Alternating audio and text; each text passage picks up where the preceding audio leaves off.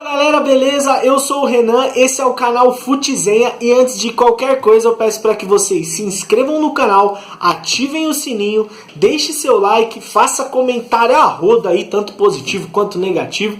E também, se possível, siga a gente lá nas redes sociais, o Instagram do Futizenha é _Futizenha com as letras minúsculas, beleza?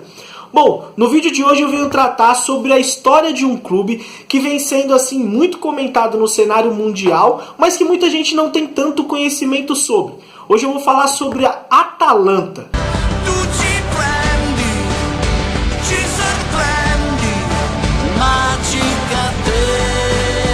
Isso mesmo, sobre esse time italiano que está causando alvoroço aí pelo mundo em relação às suas boas atuações, o seu jeito de jogar e tudo mais, mas é importante que a gente saiba da história desse clube, desse clube tradicionalíssimo da Itália. Bom, para quem não sabe, a Atalanta é um time da cidade de Bérgamo, na Itália, e ela teve o seu surgimento aí, no dia 17 de outubro de 1907. 5 amigos, todos eles com 20 anos, em meio a uma resenha ali num restaurante durante a tarde, tiveram a ideia de fundar um clube de esportes. Os 5 amigos eram Eugênio Úrio, Júlio Ferrúcio, Amati Ferrúcio, Alexander Forlini e John Roberts. Então, eles fundaram esse clube que futuramente viria ser a Atalanta, que é a Società Bergamasca de Ginástica e Esportes Atletici Atalanta, Então eles fundaram esse clube, mas para a Atalanta ser reconhecida como um time de futebol realmente dentro da Itália, demorou pouco mais aí de 13 anos. Em 1920 a Atalanta se fundiu com outro clube também da cidade de Bérgamo, que era chamado de Società Bergamasca de Ginástica e Scherma. Quando esses dois clubes se fundiram, aí surgiu a Atalanta mais ou menos como a gente já conhecia hoje. E o primeiro nome da Atalanta, na verdade mesmo, foi Atalanta Bergamasca de Ginástica e Scherma. E depois foi simplificado para o nome atual da Atalanta, que é Atalanta Bergamasca Calcio. Isso mesmo. Depois de todas essas mudanças de nome, que a Atalanta foi ter o seu nome legítimo, que é o nome como nós conhecemos a Atalanta atualmente. Com a fusão que teve entre os dois clubes, eles também tinham que decidir a cor do uniforme do time. Afinal, a Atalanta usava um uniforme que era listras verticais em preto e branco. Já o Bergamasca, que foi o time que a Atalanta se fundiu, usava um uniforme com listras verticais azul e branco. Então, por uma decisão ali dos líderes daquela fusão, eles começaram a usar o uniforme Nero Azzurri, que hoje a Atalanta usa atualmente, desde essa época até nos dias de hoje, usa esse uniforme que é o tradicional, com listras verticais azul e preta. É isso aí. Bom, agora em relação à organização dos campeonatos da Itália naquela época, começaram a ficar bem melhores, Então, e a Atalanta começou a disputar as divisões inferiores ali do campeonato italiano. Porém, começou a ganhar força e começou a ser mais reconhecida no cenário do futebol italiano. Então a Atalanta necessitava de um lugar para mandar os seus jogos, Então foi aí que no dia 23 de dezembro de 1928, a Atalanta conseguiu seu primeiro estádio. Isso mesmo, foi inaugurado o estádio Brumana, que foi em homenagem a um militar fascista, chamado Mário Brumana, e esse estádio ele tinha uma capacidade para 12 mil espectadores. A partir do momento que a Atalanta aí conseguiu o seu estádio e conseguiu começar a mandar jogos dentro de um local ali com seus torcedores e tudo mais, os resultados da Atalanta começaram a melhorar. E a Atalanta começou a tentar subir aí para a Série A, mas não era algo tão simples de fazer, A Atalanta ainda disputava a divisão inferior ali da Itália, a Série B italiana, mas estava sempre batendo na porta ali para conseguir subir. Foi então que na temporada de 1936-1937 a Atalanta disputou pela primeira vez a Série A italiana, mas acabou caindo no mesmo ano para a segunda divisão novamente. Mais ou menos dessa época aí, da temporada que a Atalanta acabou sendo rebaixada até a década de 60, a Atalanta viveu altos e baixos. subindo para a divisão de elite, acabando sendo rebaixada para a segunda divisão novamente, e ficava nessa, oscilando bastante os seus resultados aí dentro das temporadas. Mas uma coisa interessante que aconteceu com a Atalanta, e querendo ou não, foi um privilégio para a Atalanta, é que o primeiro jogo televisionado dentro da Itália, né, com transmissão da TV Rai, a Atalanta teve esse privilégio, né, junto com a Triestina, que foi um jogo que ocorreu em 1955, e eles foram o primeiro jogo, aí, os dois times que tiveram o primeiro jogo televisionado dentro da Itália. Isso foi algo bem bacana, né, principalmente para a história da Atalanta, que vai ficar marcado para sempre na história do futebol italiano, né? Bom, depois disso, a Atalanta, vivendo seus altos e baixos, a Atalanta chegou na época, aí, na década mais gloriosa da sua história, pelo menos até agora, né? A Atalanta na década de 60 acabou recebendo vários reforços estrangeiros e, consequentemente, acabou tendo um time bem forte, conseguindo a sua glória máxima na temporada 62-63, onde a Atalanta conseguiu vencer o título da Copa Itália. Isso mesmo, dentro do San Siro, contra o tradicionalíssimo Torino, a Atalanta venceu por 3-1, com 3 gols de Angelo Domenghini. Isso mesmo. Além de ser o artilheiro da partida, né, fazer um hat-trick, o cara também foi o artilheiro daquela Copa e é um dos maiores jogadores aí da história da Atalanta, né, em questão de importância para o time da Atalanta. Depois da conquista aí da Copa da Itália, né, na década de 60, a Atalanta acabou aí vivendo muitos altos e baixos dentro da sua história, vivendo o seu pior momento no início da década de 80, quando na temporada 80-81 acabou sendo rebaixada pela primeira vez para a Série C italiana. Graças aos esforços dos jogadores e toda a comissão técnica e todos os envolvidos do clube, a Atalanta conseguiu retornar para a segunda divisão logo na temporada seguinte e já estava participando da primeira divisão italiana na temporada 84-85, mas infelizmente acabou sendo rebaixada.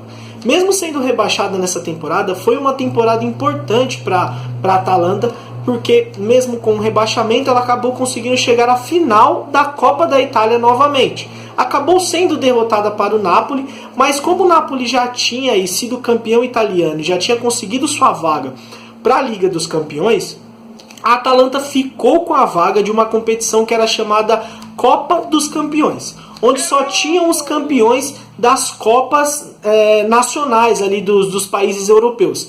Então era um campeonato de uma ótima relevância e mesmo a Atalanta estando rebaixada, no outro ano iria disputar essa competição importante e até fez um bom papel ali, mesmo com todas as circunstâncias negativas. Depois disso, a Atalanta até ali mais ou menos o início da década de 90, né, final da década de 80 e o início da década de 90, conseguiu retornar para a primeira divisão e fez até boas campanhas, conseguindo aí classificações para Copa da UEFA, né, a chamada atualmente Liga Europa. Conseguiu essas boas classificações e indo, né, a competições europeias. Com as boas campanhas dentro do campeonato italiano e conseguindo se classificar aí algumas vezes seguidas para as competições europeias, a Atalanta se viu na necessidade de ter um estádio para mando de jogo maior e mais moderno.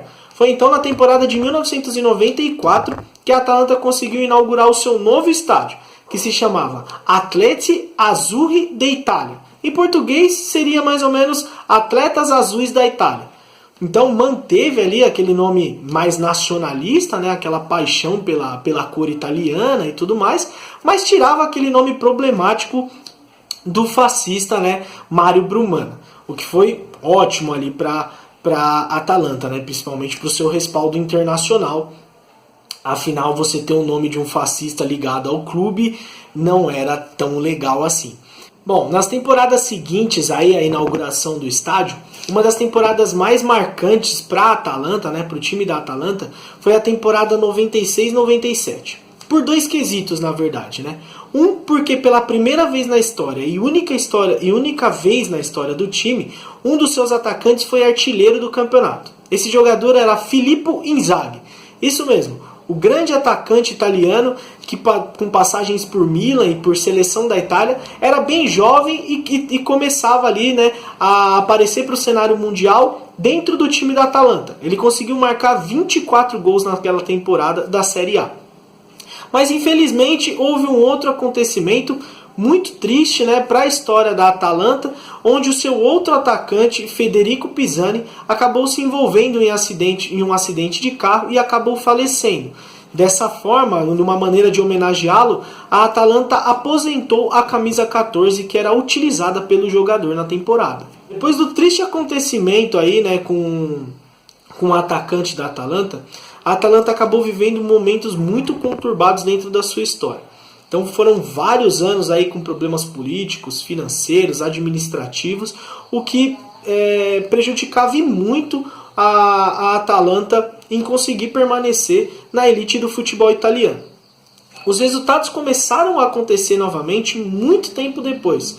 Em meados da temporada 2016, né, na verdade no início da temporada 2016, o técnico Gianpiero Gasperini, atual técnico da Atalanta, foi contratado pelo clube. Daí em diante, a Atalanta só tem bons resultados. Na primeira temporada de Gianpiero Gasperini, ele conseguiu levar a Atalanta a um quarto lugar na Série A, se classificando aí para a Liga Europa. Depois, no outro ano, conseguiu manter bons resultados e chegou em sétimo lugar, classificando novamente a Atalanta para a Liga Europa. E aí então veio o ápice da Atalanta em relação a resultados dentro da Série A. Na temporada 2018-2019, a Atalanta conquistou o terceiro lugar da Série A, se classificando pela primeira vez para a Liga dos Campeões da Europa.